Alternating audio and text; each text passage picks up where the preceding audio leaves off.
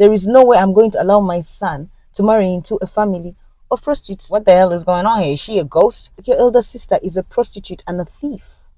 The chick is like, what? He's like, yes. And sometimes we love people so much that we find ourselves doing things that even in our wildest imaginations, we never thought that we could ever do. I would never advise anybody to prostitute themselves for someone else. But then I would also never judge them for that. That is such a noble thing to do. I feel like the end did not justify the means. What the hell happened? You told me you're getting me governors and ministers, you know, members of parliament. You told me you're getting senators. What's all this nonsense? You hooked me up with a Yahoo boy. You hooked me up with a scammer. Do you know that I almost got arrested today? Hello guys, I'm back. If you're dropping by for the very first time, my name is Smallz and you're very welcome to my channel. So let's get into today's episode. You see this young lady, she's on the phone with her sister and she's telling her about the house. She's like, it's like this and it's like this and God has done all these things. So it's these two sisters who love each other so much. The one who's on the phone is the elder sister calling her younger sister. The younger sister is studying to be a lawyer and all this is being paid for by her elder sister. So it's like how your sister, who's also like your mother, who's also like your caretaker, calls you and she's like, I've just gotten us a new house. This is where you're going to be coming when you're done with school. And this is where I'll be coming over the weekend. So you get to realize that the elder sister does not live in the same state that she works in. It's like how you're living in Kampala and then you work in Jinja. So you move to the state where you work in for 5 days, then over the weekend you come home and spend time with your sister. So that's how the arrangement is. On this other side, they show you the younger sister and she's talking to her roommate and she's like, oh my God, I love my sister so much. She has sacrificed so much for me. The roommate is like, yo, if you guys weren't sisters, we'd be worried because you guys love each other ridiculously. And when her friend asks her, why do you love your sister so much? She's like, she has sacrificed so much for me. When my mom died, all we had was each other and she promised that she would do everything to make sure that I graduate and I'm almost done. I mean, she has sacrificed everything. She even didn't go to school. She had to drop out of school, get a job just so she could see me through school. So they're really showing us this great love and sacrificial bond between these two sisters. The weekend comes and the younger sister comes over to see her and they're celebrating. They're like, oh my gosh, yeah. I'm about to finish school and I cannot wait to graduate. So as they're catching up, she confides in her elder sister. She's like, there's this guy that I met. He's really nice and really kind and decent. You know, the conversations that sisters have. And her elder sister says, look, as long as you're happy, I'm happy. But let this man know that you're the most precious jewel to me. And if he does anyhow, he will see anyhow. If he plays around, he won't like me. So you see that she didn't just love her sister. She's protective of her. But she still wishes her the best, you know. She's not trying to be selfish with her. So she's like, don't worry, I'll keep my eyes open. It's not like we're intimate or anything like that. I'm taking my time. I'm, watching him. The sister eventually goes back to school and she does her final papers and she's done. So she calls her sister up. She's like, sister, I'm finally done. I mean, we did it. We did it. What you promised, mom, that you'd be able to help me achieve, we have achieved it. And then on this other side, you see the elder sister talking to a workmate of hers. She's like, I can't wait to go home and see her. I mean, all the hard work and all the sacrifices that I made were not for nothing because she has finally achieved this great thing that I wanted her to achieve. They show you the younger sister again. She's packing her things. Then people come and tell her, oh my God, something happened. So as she's rushing out of the room, what happened? The boyfriend is outside. He gets on his knees. He proposes to her. And she says yes. So after her boyfriend proposes to her, she's very much excited to get back home and tell her sister and be like, look, I'm getting married. So she rushes home. But when she gets home, it's the weekend. The sister should be home, but the sister is not. So she's looking for her sister. She can't find her. Then she receives a call from the police station. And the police are like, we are holding your sister here. Come and get her. So she's confused as to why her sister would be arrested, So she rushes to the station. And they show you the sister with the policeman there in the room. They're talking. But the moment she sees her younger sister walking, she kind of composes herself. It's like an alter ego of hers takes over. And then the policeman is basically trying to tell her, do you know where we found your sister? Do you know what she was doing? And she's like, please, my younger sister is here. And the issue has been resolved. It has been sorted. Just let us go. Let me go home. So the policeman is like, it's fine. I'll let you guys go home. But he tells this elder sister, he's like, if I see you here again, I'll have you arrested. She's like, it's cool. So they head back home. But when they get home, she's looking at her elder sister. First of all, she's dressing in a way she has never seen her dress. with all this jewelry and, fancy and what. And she's like, what happened? What exactly happened? She's like, oh, we got invited for this party. And then there were these guys who were at the party who were into some kind of illegal business. And when the police came, they just took all of us with them. We had nothing to do with them. She's like, well, I also wondered, even the way you're dressed, you never dressed like this. She's like, yeah, they lent me their clothes because, this is not my circle. So I just wanted to fit in, but don't worry. She starts taking off her clothes. She's like, just get me some water. So the younger sister goes in to get her sister water. You see her on the phone calling somebody. She's like, what the hell happened? You told me you're getting me governors and ministers, members of parliament. You told me you're getting senators. What's all this nonsense? You hooked me up with a Yahoo boy. You hooked me up with a scammer. Do you know that I almost got arrested today? So as the viewers, you get to realize that, the business that the sister does is actually prostitution. So when she sees her younger sister coming, she composes herself. She's like, oh, thank God, praise God that we're able to get out of that scot-free and we shall never find ourselves in such a situation again. And then she goes off the phone. And her younger sister is like, yeah, I knew there was a problem. You being arrested, I mean, you're the most godly, wonderful, like by the book person that I know. And she's like, yeah, you're right. And that's how it seemed. So the very next day, her boyfriend calls her up. He's like, babe, I have good news. My dad is flying into the country. And he said the moment he lands, he wants to meet you and your sister. He wants us to start on this marriage thing right away. And she's so excited. She's like, oh my goodness. So she rushes out of the room to go and tell her elder sister. She's like, babe, my boyfriend, fiance, has just called me and told me that his dad is flying into the country and he wants to come home and meet us. He wants to meet the woman that his son is going to marry. So there's that excitement. And she's like, so when is he coming? And they're like, oh, he's coming. He'll be here tomorrow. So there's that, they're like, oh, don't worry. You're going to prepare everything. Everything is going to be perfect. So the day finally comes. And the boyfriend comes in with his father and she welcomes them at the door. She's like, please, you're welcome. Have a seat. And she's like, and they're like, oh, so where is your sister? She's upstairs. She's coming down. So as she's coming down the stairs, she looks her sister's fiance's father in the face. And it's like they exchange glances like they know each other. And immediately you see her begin to panic. And it's not just this panic of, oh my goodness, I know this man. She's trying to tell him, please keep quiet. Don't be quiet. So when the boyfriend's father sees her, he stands up and he's like, you are her elder sister? And this chick is like, yeah, that's my elder sister. She's the one who I've told you about, who has been taking care of me, the most wonderful woman I know. This man is like, your elder sister is a prostitute and a thief. This chick is like, what? He's like, yes. So all this time, this chick is like, oh my God, please. You see how she's like trying to get this man to be silent. She's like, I'm sorry, but please don't say anything. Does he care? He tells the story of how they met. He's like, when I went to a different state for a conference, she was sent to my room as a complimentary package. He's like, even after I paid her money for her services, she still stole more money from me and absconded with it. And then he's like, the only reason I'm not going to have you arrested is because I love my son and out of respect for him and the love that he has for your sister. But as far as marriage is concerned, there is no way I'm going to allow my son to marry into a family of prostitutes. Stands up and walks out, tells his son, let's go. So the son follows the dad out the door.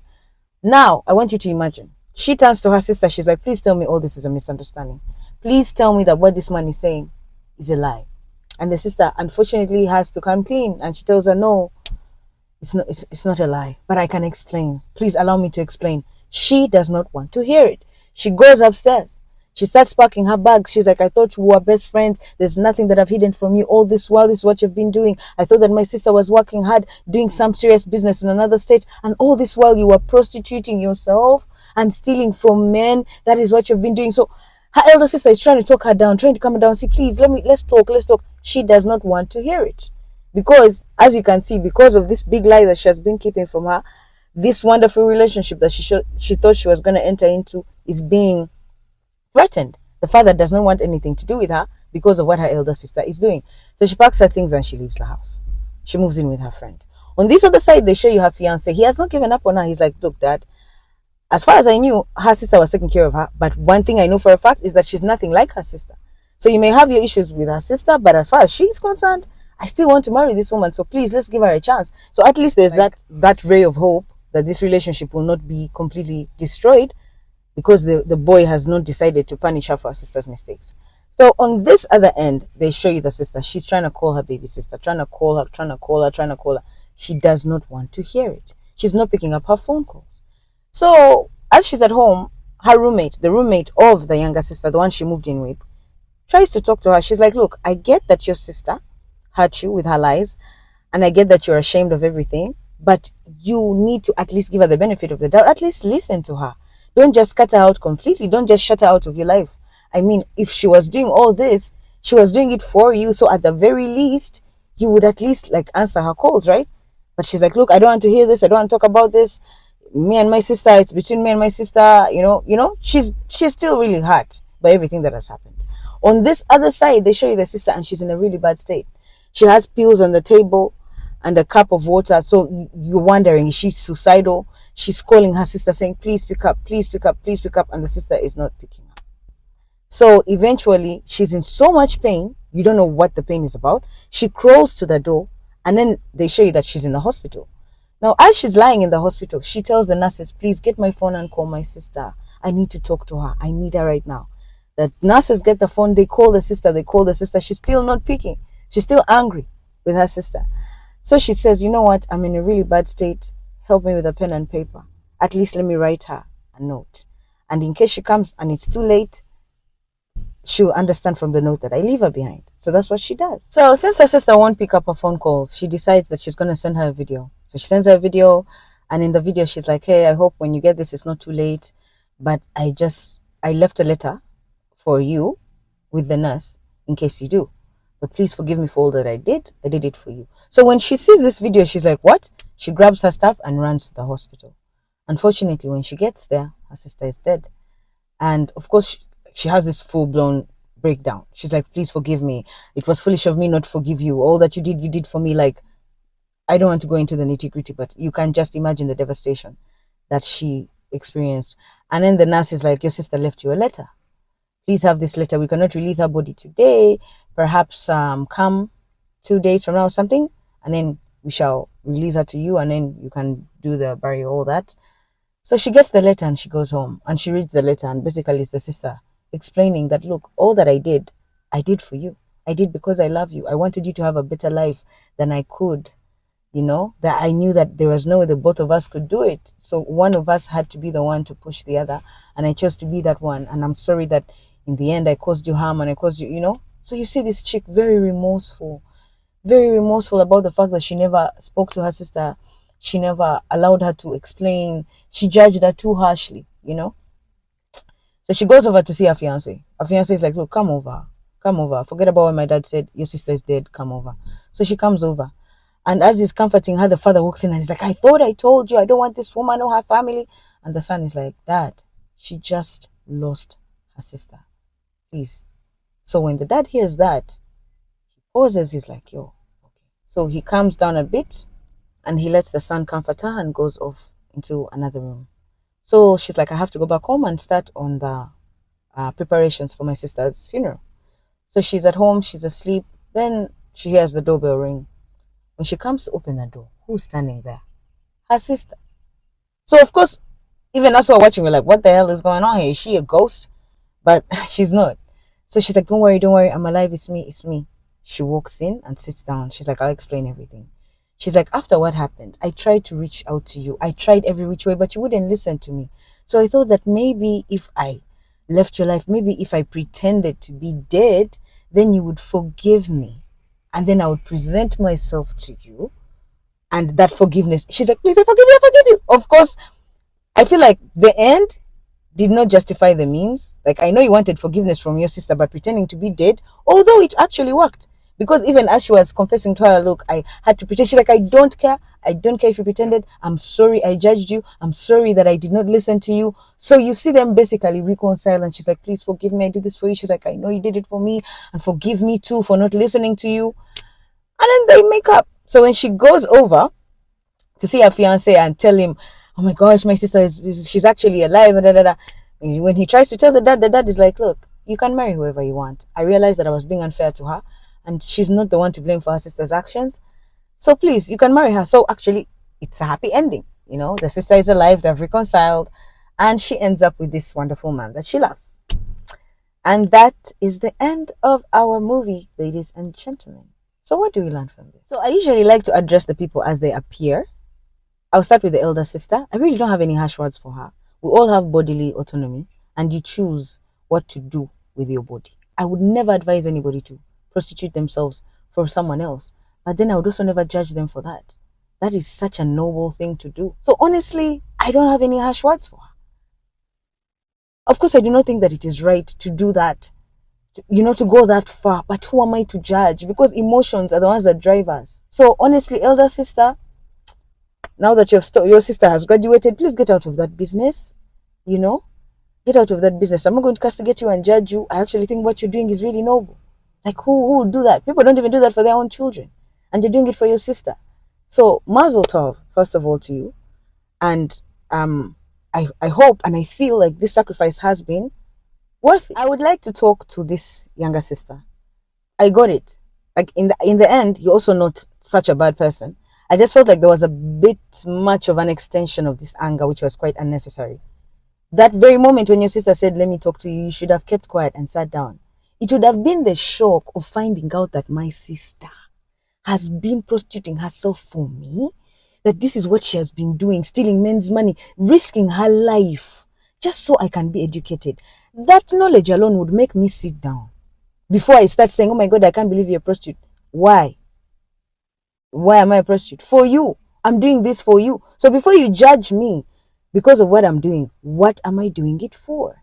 And I feel like her cause was noble. It's sad that your sister had to first die, or at least had to first pretend to be dead for you to be able to recognize how foolish it was for you to be angry at her. But in the end, you came to your senses. And I feel like that's really the lesson here in this film. We are supposed to understand that certain emotions, they are fleeting. They don't really matter when it comes down to the bigger picture. You have a sister who has loved you, who has done all these things for you. Yes, she has done it in a way that you do not agree with, but she still did it. So listen to her. Pay attention. Don't judge her. I think that's the lesson for us to learn in this film. That sometimes it's not fair. We judge people for the things that they do, not knowing the reasons behind them. And I think she learned her lesson. I don't really have much to say about the dad and the fiancé because they were not very major characters, and I think that they all held their own. The dad was justified in his anger, in not wanting his son to marry into a family that he assumed was of prostitutes, and the son was also justified in defending the woman that he loved. So I feel like I had no arguments against them. It's these two sisters, yeah, who are the focus of the film, and I think they're the ones that we're supposed to learn the lesson from. When you love someone, you listen to them. When you love someone, you do not judge them. When you love someone, you forgive them. You do not hold an account of wrongs. When you love someone, you sacrifice for them. You forget the things that they have done so that you can move forward. You never give up hope that they will be better than who and what they are. You never give up on someone that you love. That's why God never gives up on us. We are His children. We wake up every day to disrespect Him, to disregard Him. Some people even say that He does not exist. But even as you're there on the road talking nonsense in the bar that God is not there, He's the one who's sustaining you. He's the one who's going to allow you to drive home drunk. He won't know how you got home drunk. Only for you to wake up again in the morning and say how God does not exist. So, really, I think it's important for us as human beings to recognize that sometimes people make great, great sacrifices for those that they love. They put up with so much for those that they love. And when you truly love someone, even when you feel like they've let you down, you listen to them. At least give them the benefit of the doubt. So it's sad that this chick, that this is what had to happen to her, for her to come to her senses, but I'm glad that eventually she came to her senses. And that is the lesson, my brothers and sisters. That is the lesson. That don't get caught up on like irrelevant, immaterial things. Anger comes and goes, but the love and the bond between a family, between sisters, that's unshakable. So I hope you guys enjoyed today's episode of Guess the Movie, and I'll see you guys in the next one.